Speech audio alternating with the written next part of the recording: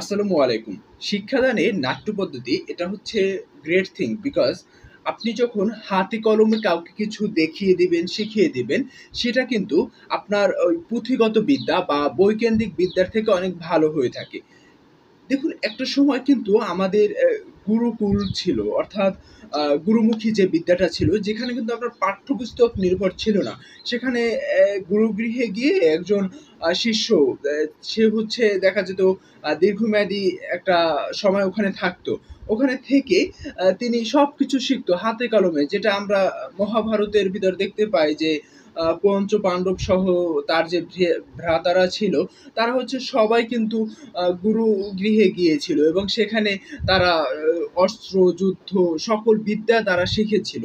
অর্থাৎ ওখান থেকে তারা শিক্ষাটা গ্রহণ করেছিল। এই যে এই শিক্ষা গ্রহণ অর্থাৎ গুরুকুলের শিক্ষা গ্রহণ বা হচ্ছে হাতে কলমে শিক্ষা। আবার যদি আমরা গ্রিক দিকে যাই, অর্থাৎ ইউরোপীয় বা পাশ্চাত্যর দিকে চিন্তা করি, তাহলে কিন্তু আমরা দেখব সেখানেও এই একই পদ্ধতি ছিল। হয়তোবা বলতে পারেন যে শিক্ষা পদ্ধতিটা একটু ভিন্ন ছিল, বাট এটা এক ছিল আর কি, ওই যে কনসেপ্টটা এক ছিল। যেমন হচ্ছে আমরা দেখতে পাই এরিস্টটলের শিষ্য আলেকজান্ডার, এরিস্টটলের শিষ্য আলেকজান্ডারকে কিন্তু এরিস্টটল নিজে একদম হাতে কলমে শিখিয়েছেন। আলেকজান্ডারের পিতা কিন্তু যে রাজা ছিলেন, সেই রাজা কিন্তু এরিস্টটলকে আমন্ত্রণ জানিয়েছিলেন তার সন্তানকে শেখানোর জন্য। এবং এমনও পাওয়া যায় যে তার বাবা এরিস্টটলকে অনেক সম্মান শ্রদ্ধা করতেন, অর্থাৎ শিক্ষকের প্রতি যে অভিভাবক বা পিতামাতার যে একটা ভালো একটা দিক থাকবে বা একটা দৃষ্টি থাকবে, সেটাও কিন্তু এখানে দেখিয়েছেন, বা শ্রদ্ধাবোধ অর্থাৎ পিতামাতা উভয়কেই শ্রদ্ধা করার যে বিষয়টা শেখানো, সেটাও কিন্তু এই এখান থেকেই বলতে পারি এসেছে। এবং এই যে শিক্ষা গ্রহণ, আবার এরিস্টটলের বেশ কিছু শিক্ষার্থীরা আছে, তাদের হচ্ছে লাইসিয়ামে বসে শেখাতো। লাইসিয়াম হচ্ছে এরিস্টটলের একটা হচ্ছে আপনার শিক্ষা প্রতিষ্ঠান বলতে পারেন, বা অন কাইন্ড অফ গুরুকুল বা এরকমই একটা কনসেপ্ট ছিল। এখন এখান থেকে হয়তো বা আমরা বলি প্রাচ্য এবং পাশ্চাত্য অনেক বিভাদান বা অনেক ব্যবধান রয়েছে, থাকতে পারে, বাট এই কিছু কিছু ধারণায় কিন্তু এক রয়েছে। যেমন এই যে শিক্ষা গ্রহণের পদ্ধতি, এরিস্টটল তার লাইসিয়ামে শিখিয়েতেন, তবে বিশেষ বিবেচনায় দেখা যায় আলেকজান্ডারকে গিয়ে শিখিয়েছেন, এটা কিন্তু পাওয়া যায়। আবার এরিস্টটল লাইসিয়ামে সবাই আসতো এবং তার অধিকাংশ ছাত্ররা লাইসিয়ামে শিক্ষা গ্রহণ করতো। এই যে পদ্ধতিটা, এই পদ্ধতি কিন্তু আপনার শিক্ষা গ্রহে হাতে কলমে শেখানোর পদ্ধতি। এখন বর্তমান সময়ে এসে এই পদ্ধতি হয়তো বা গুরুকুল এখনো কোথাও আছে কিনা আই ডোন্ট নো, বাট যদি থাকে দ্যাটস গ্রেট।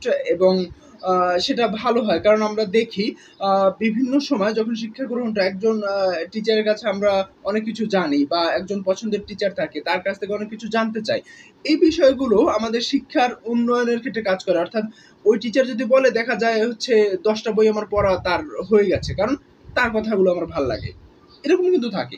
সেক্ষেত্রে ধরুন আমি যদি তার আন্ডারেই আজীবন বা একটা দীর্ঘমেয়াদী সময় শিক্ষা গ্রহণ করতে পারতাম, সেক্ষেত্রে বলতে পারেন আমার মান উন্নয়নটা একটু ভালো হতো।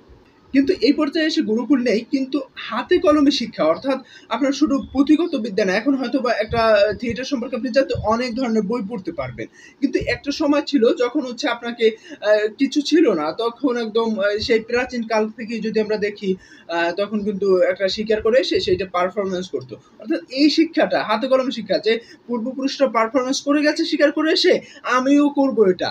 এই যে হাতে কলমে শিক্ষার বিষয়টা, এটা ধরুন আপনাকে একটা কিছু বোঝাতে চায়, বাচ্চাদের বিশেষ করে দেখবেন কি, তারা কিছু দেখতে পছন্দ করে, ভিজুয়ালি দেখতে পছন্দ করে। সেক্ষেত্রে আপনি তাকে কোনো একটা শিক্ষা, ধরুন আপনি খাঁচার ভিতর শিশুকে বন্দি করে তাকে বোঝাতে যাচ্ছেন যে তুমি যদি ফোন ইউজ করো তাহলে এরকম তুমি খাঁচার ভিতর বন্দি। এটা যদি একটা অভিনয়ের মাধ্যমে দেখানো যায় বা পারফরমেন্সের মাধ্যমে দেখানো যায়, অর্থাৎ শিক্ষা ক্ষেত্রে নাট্যের প্রয়োগটা যদি করতে পারি আমরা, তাহলে কিন্তু ওই ছেলেকে আপনি যদি বলেন খাঁচার ভিতর একটা শিশু বন্দী, এটা হয়তো বা সে ইমাজিন নাও করতে পারে, তাই না? এক্ষেত্রে আপনি তাকে হাতে কলমে দেখিয়ে দিলেন, অর্থাৎ দৃশ্যায়ন করলেন। এই দৃশ্যায়ন করার মাধ্যমে কিন্তু শিক্ষা ক্ষেত্রের উন্নয়ন সম্ভব। কারণ বিভিন্ন সময় আমরা দেখি আমাদের দেশের বাহিরে বিভিন্ন শিক্ষা প্রতিষ্ঠানে তারা হচ্ছে বিভিন্ন গান বা বিভিন্ন সংলাপ, বিভিন্ন কিছুর মাধ্যমে কিন্তু তারা পারফরমেন্স করে, টিচারও করে এবং স্টুডেন্টও করে। এটা যখন আমরা দূর থেকে দেখি বাংলাদেশে বসে, তখন আমাদের এটা অনেক ভালো লাগে। আবার বাংলাদেশে যখন এরকম কিছু একটা চালু হতে যায় তখন আমরা বলি শিক্ষা প্রতিষ্ঠানে কি শিখাচ্ছে, আমরা কিছুই শিখতে পারছি না।